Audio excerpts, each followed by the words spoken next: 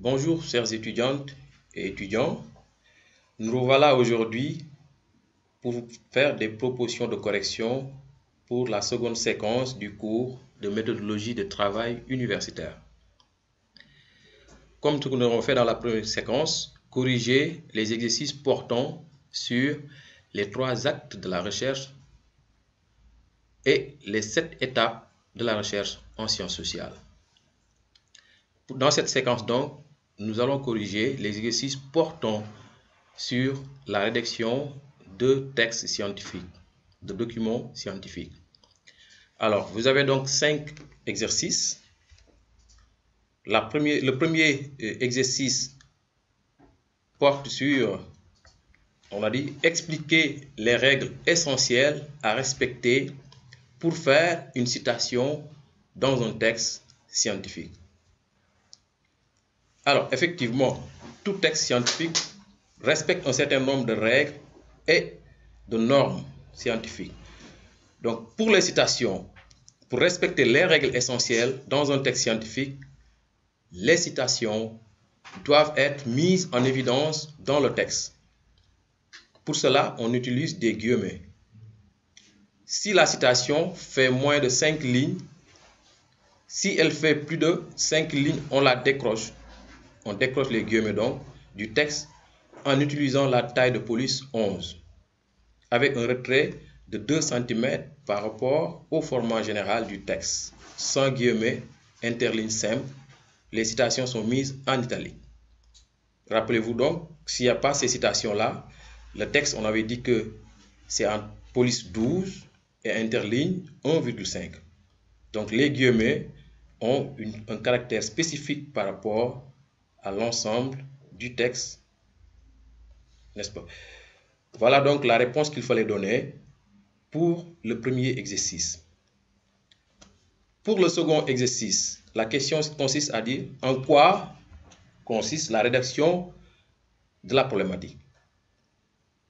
La rédaction de la problématique est une manière d'interroger les phénomènes et constitue une étape charnière entre la rupture et la construction. Rappelez-vous, la rupture, c'est le premier temps de la démarche et la construction, le second temps. Donc la problématique est une étape entre ces 2 temps-là. Problématiser veut dire quoi? Problématiser, c'est être capable d'interroger un sujet pour en faire sortir un ou plusieurs problèmes.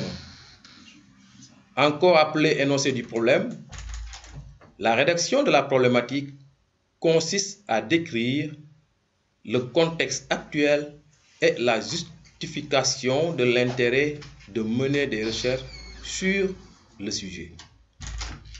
Voilà donc, chers étudiants, ce qu'il fallait répondre en substance pour le deuxième exercice. Alors, nous passons maintenant au troisième exercice. Expliquer la différence entre sommaire et table des matières. Ça peut paraître évident a priori, mais tel peut ne pas être le cas. Parce qu'on a constaté que beaucoup d'étudiants font des confusions à ce niveau-là. Ne parviennent pas à bien déceler la différence entre ce qui est un sommaire et ce qui est une table des matières. Alors, la différence entre sommaire et table des matières réside dans le fait que le sommaire est un bref résumé des grands titres du document, dans le but de renseigner les lecteurs et les lectrices qui veulent en connaître rapidement la teneur. La table des matières, par contre, sert à lister en détail les parties, les chapitres, les titres et les sous-titres du travail en indiquant les numéros de page où chacun de ces éléments se trouve. L'autre niveau au travers lequel on peut observer la différence, c'est que dans le cadre d'un mémoire ou d'une thèse, le sommaire est présenté tout juste après la page de titre, avant l'introduction. alors que la table des matières est placée à la fin du texte, tout à fait derrière. Maintenant, sommaire entre pages, avant la page de titre veut dire quoi? Là aussi, il faut juste faire un éclairage. Quelle est la différence entre page de titre, page de garde et page de couverture? Beaucoup de confusion également à ce niveau-là. La page de couverture, comme son nom l'indique, c'est cette page-là qu'on voit en premier sur la couverture. La page de garde, c'est cette page blanche, cette feuille-là, cette page blanche-là qu'on met entre la page de couverture et la page de titre. Donc la page de titre est une copie en général de la page de couverture. Et après cette page de couverture, donc, on va mettre le sommaire, bien avant certaines parties du texte, telles que dédicaces et remerciements. Voilà donc, chers étudiants, pour le troisième exercice, ce qu'il fallait donner comme réponse. J'en vais maintenant à l'exercice 4. La question, c'est quoi? En quoi consiste la revue de la littérature?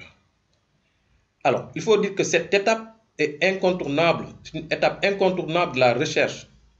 Elle consiste à revisiter les écrits de certains auteurs qui ont travaillé sur la même thématique avant d'entamer les travaux de terrain proprement dit. En effet, chers étudiants, rappelez-vous que tous les thèmes envisageables sont déjà traités. Vous ne pouvez pas choisir un thème vierge, un thème qui n'a pas été abordé et traité par un auteur ou un courant de pensée. C'est ce qui fait donc que la revue de la littérature doit être, si possible, complète et critique et porter sur les principales recherches déjà effectuées sur le sujet qu'on veut traiter. Cela veut dire quoi? Cela ne veut pas dire que qu'on vous demande de lire tout. Vous ne pouvez pas en réalité aussi lire tout. Il n'est nullement demandé aux chercheurs de tout recenser ni de tout savoir, mais simplement de montrer que qu'en s'engageant dans l'étude d'un problème donné, il n'ignore pas l'essentiel de ce qui a déjà été produit par ses devanciers en théorie et en recherche sur le même problème ou sur des problèmes similaires. Alors, le dernier exercice, c'est l'exercice 5. La question, que veut dire Dewey lorsqu'il dit « nous investiguons lorsque nous cherchons ».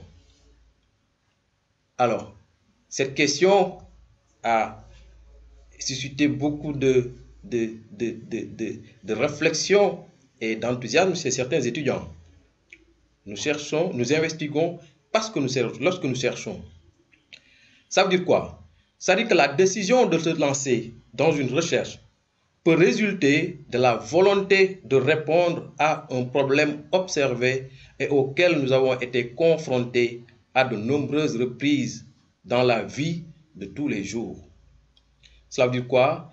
Cela dit que nous recherchons le plus souvent sur une question, sur un problème que nous avons vécu. C'est ce que veut dire Dewey.